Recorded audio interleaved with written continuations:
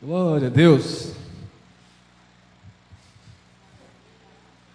Graça e paz, abençoados, filhos do reino, amém? Reino prometido, reino recebido e o reino estabelecido.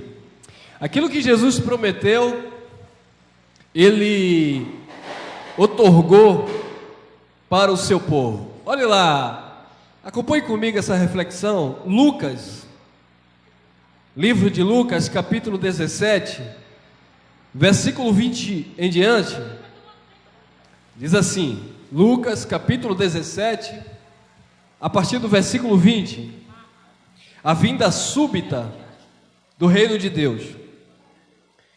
Quando João Batista ele saía pregando e anunciando o evangelho do reino de Deus, aí ele dizia: arrependei-vos, porque o reino de Deus está próximo, está chegando.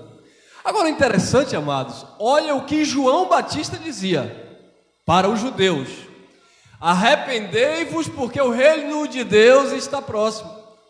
A religião hoje, 20 séculos depois, 2000 anos depois, a religião está pregando assim: olha, aceite Jesus, porque o reino de Deus está próximo. Como assim? Mas se João falou lá no primeiro século, há 2000 anos atrás, João dizia: arrependei-vos, falando para os judeus, porque o reino de Deus está próximo, está logo ali, está às portas, está chegando. O próprio Jesus de Nazaré, ele anunciava e dizia: o reino de Deus está chegando. E a igreja, o sistema religioso, está hoje dizendo: olha, aceita Jesus, viu? Porque o reino de Deus está próximo. E se você não aceitar Jesus, se você não vier para a igreja, e tem que ser igreja evangélica. Se o outro gritar de lá: não, eu aceitei Jesus, mas eu estou naquela igreja lá do vizinho, ela diz: aquela não vale, aquela não tem fogo, aquela não tem glória. Eu aceitei, mas eu estou naquela outra instituição, pior aquela ali tem imagem de adoração, não pode. Não, eu aceitei, mas eu estou naquela que tem a mesa branca, piorou.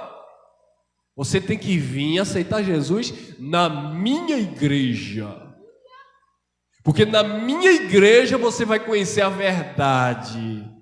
Que verdade, pastor? Que o reino de Deus está próximo. Já começou mentindo.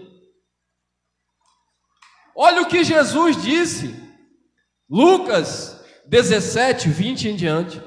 Interrogado pelos fariseus. Sempre é os fariseus, irmãos, que vai interrogar. Os fariseus vão sempre interrogar, indagar, questionar. Interrogado pelos fariseus sobre quando havia de vir o reino de Deus, respondeu-lhe Jesus: o reino de Deus não vem com aparência exterior visível, nem dirão ei-lo aqui ou ei-lo ali. E ele mesmo responde: porque eis que o reino de Deus estará em vós. O reino de Deus não vem com aparência visível. O reino de Deus não estará aqui ou ali, não é naquela igreja ali, não é naquela religião ali, não é aqui. O reino de Deus não está em um ambiente físico. E ele disse: porque o reino de Deus estará em vós. Agora a minha pergunta é: vós quem? Você e eu? Não, que nós não estávamos lá. Jesus já estava dizendo para aquelas pessoas que estavam ali no seu contexto, aquelas pessoas que acreditavam no reino dele. Jesus disse: o reino de Deus vai estar em vocês. Vocês quem? Vocês que estão me ouvindo. Se Jesus falou que o reino estaria dentro daquelas pessoas que estavam ali ouvindo a ele naquele momento, como é que eu vou dizer que o reino de Deus vai ser implantado quando você aceitar Jesus? E detalhe, não é apenas quando você aceitar Jesus, é você aceitar e permanecer até uma pseudo vinda no futuro. Aí quando ele vier, ele vai estabelecer um reino eterno. E aí vem aquela outra religião que confunde também, piora tudo, a bagunça, e dizia: olha, e quando ele vier que estabelecer esse reino eterno, você sabia que o leão vai passear com a criança de colo? Você sabia que a cobra, né, a aspide, a serpente, vai estar ali no meio das crianças, no meio do boi, no meio do gado? Porque esse reino vai haver tanta paz que nem esses animais selvagens, né, eles não vão nem seguir a cadeia alimentar natural deles. Sério, vão ser tudo vegetarianos? Olha que coisa, irmão. Que coisa que a profecia apontava para um reino de paz espiritual. Um reino que seria implantado no interior do homem, não no exterior. Sabe, falando de uma paz eterna, que esse dragão, que esse leão, que essa cobra seria domada, porque haveria um domínio de um reino espiritual que seria estabelecido, onde todas as coisas iriam convergir, congregar em Cristo, onde os principados e as potestades seriam derribadas, ele iria expor publicamente, e todos os seus inimigos seriam postos por escabelo dos seus pés, e o último inimigo nesse reino eterno a ser aniquilado seria a morte aldeana. Mas o povo está aí procurando o boi pastando com a cobra, com as crianças, achando que vai ser assim. Nem dirão ele aqui ou ele ali, porque o reino de Deus estará em vós, em vocês.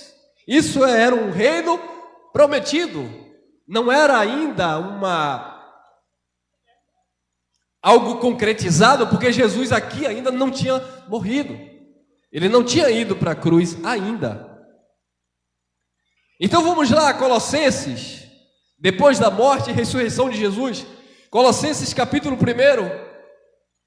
versículo 13. Olha o que diz, Colossenses capítulo 1, versículo 13.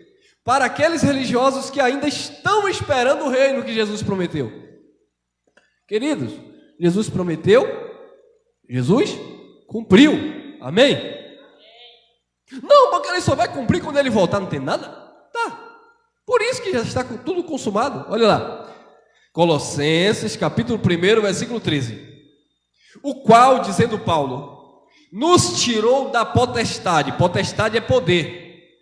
Os evangélicos, quando ele lê esse nome potestade na Bíblia, eles dizem que é um bocado de demônio, é um bocado de espírito. Não, porque potestade é um demônio. Não. Paulo disse, o qual, versículo 13, o qual nos tirou da potestade das trevas e nos transportou para o reino do Filho do seu amor. Quem era que estava debaixo do poder das potestades das trevas?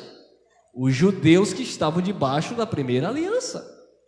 Irmão, como é que você vai me dizer, me convencer de que a potestade das trevas não era nenhum tipo de demônio, não era nenhum tipo de inferno espiritual, e que era de fato a antiga aliança? Como é que você vai me convencer disso? Eu não tenho que te convencer de nada. Nós vamos ler alguns textos e aí cabe a você acreditar no que está escrito ou não. 2 Coríntios, por favor. 2 Coríntios, capítulo 3. Olha lá. 2 Coríntios, vamos entender o que é potestades das trevas, poder das trevas. 2 Coríntios, capítulo 3. Olhe, 2 Coríntios, capítulo 3. Vamos ler o versículo 7 em diante. E se o ministério de quê? Da morte. Segunda carta de Paulo aos Coríntios, capítulo 3, versículo 7. Se o ministério da morte, gravado com letras em pedras, veio em glória, de maneira que os filhos de Israel não podiam fitar os olhos na face de Moisés, por causa da glória do seu rosto, que era transitória, desvanecente, passava. Versículo 9. Porque se o ministério da condenação foi glorioso, muito mais excederá em glória o ministério da justiça. Então observe, amado, que ter sido tirado do poder, da potestade das trevas, era justamente ter sido arrancado de debaixo da lei, que era um ministério das trevas, que era um ministério, versículo 7, de condenação, que era um ministério, versículo 9, aliás, versículo 7 de morte e o versículo 9 de condenação. Então a lei de Moisés era um ministério de morte e um ministério de condenação. Por isso que Paulo fala aos Romanos, capítulo 8, versículo 2, que a lei do Espírito de vida em Cristo Jesus, dizendo ele, nos livrou da lei do pecado e da morte, o ministério das trevas, a potestades das trevas. Então Jesus tirou aquele povo que estava debaixo de um ministério de condenação e morte, debaixo das potestades das trevas, da escuridão, da ignorância, onde havia um Deus com D minúsculo que cegava o entendimento dos incrédulos. Capítulo 4, versículo 4, aí mesmo, 2 Coríntios 4, 4. Nos quais o Deus deste século cegou o entendimento dos incrédulos, para que não lhe resplandeça a luz do evangelho da glória de Cristo, que é a imagem de Deus. Quem era o Deus desse século? O capítulo 3 vai mostrar quem era o Deus desse século. Versículo 13, capítulo 3, versículo 13. E não somos como Moisés, o Deus daquele século, que punha um véu sobre a face, para que os filhos de Israel, olhando firmemente, não entendessem o fim daquilo que era transitório. 14. Mas os seus sentidos, entendimento, foram endurecidos, porque até hoje, no tempo de Paulo e também no nosso tempo, infelizmente, quando é lido Moisés, o véu está por se levantar na lição do Velho Testamento, o qual foi por Cristo abolido, porque ele aboliu o Velho Testamento, estabeleceu uma nova e eterna aliança e transportou aquele povo que estava debaixo de um ministério de condenação e morte para o reino do seu Filho amado. Até hoje, quando é lido Moisés, o véu está posto nos seus corações, versículo 16. Mas quando se converterem ao Senhor e não a Moisés, quem está praticando o sábado, guardando o sábado, quem está dando dízimo, quem está fazendo jejum, está debaixo do ministério de Moisés, um ministério de condenação e morte, um ministério de sombra. Mas aqueles que estão vivendo a plenitude da graça, aquilo que foi consumado em Cristo, está vivendo a realidade do reino de Deus. Porque até hoje, olha lá, mas quando se converter ao Senhor, então o véu será tirado. Ora, o Senhor é o Espírito, e onde está o Espírito do Senhor, aí está, ou aí há liberdade. Isso é o reino de Deus. Então eles foram transportados do reino, do império das trevas, da potestade das trevas, para o reino do seu Filho amado. E o que é que esse reino de Deus ele traz? Romanos capítulo 14, versículo 17. Porque o reino de Deus não é comida, não é bebida, mas é o quê? Paz, justiça e alegria no Espírito Santo. A paz e a justiça e a alegria no Espírito Santo não está lá fora, está em você. Isso é o reino de Deus em vós, dentro de vocês. Quem tem paz, quem pratica a justiça e vive alegre no Espírito, porque Deus é Espírito e Ele importa que os verdadeiros o adorem em Espírito e verdade, esses estão vivendo o reino de Deus. Não existe mais o leão e a serpente na vida daqueles que estão praticando o reino de Deus, porque existe uma paz que excede todo entendimento humano na tua vida, amém? Então isto é uma concepção de reino de Deus, não é comida, não é coisa de fora, não é o que entra na boca, não é comida, não é bebida, mas é paz, justiça e alegria no Espírito Santo. Então o reino que foi prometido em Lucas 20, melhor dizendo, o reino que foi prometido em Lucas 17, versículo 20 em diante, é o reino que foi estabelecido, Colossenses capítulo 1, versículo 13. Agora nós vamos lá em Hebreus, capítulo 12, versículo 28, que diz assim, 12, 28, Hebreus. Pelo que tendo recebido, vocês vão receber ainda. Para aquele povo ele já estava dizendo, pelo que tendo recebido um reino que não pode ser abalado. E como é você vir a Deus nesse reino? Por intermédio da lei de Moisés? Como eu vou servir a Deus nesse reino? Por intermédio dos sacrifícios, das obras, dos jejuns. A palavra vai dar uma direção em como eu devo servir a Deus nesse reino.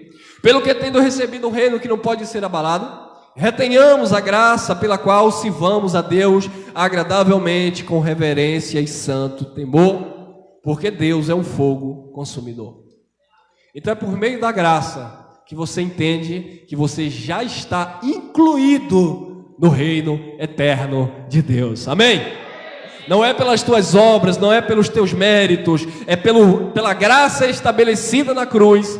Aquele povo foi transferido para o reino, e nós que já nascemos depois do ano 70, depois da obra consumada, na plenitude da graça, nós já estamos vivenciando este reino. Só tem um porém: você está no reino, o religioso também está no reino. Aquele que não tem religião, que a religião chama de mundano, ele também está no reino.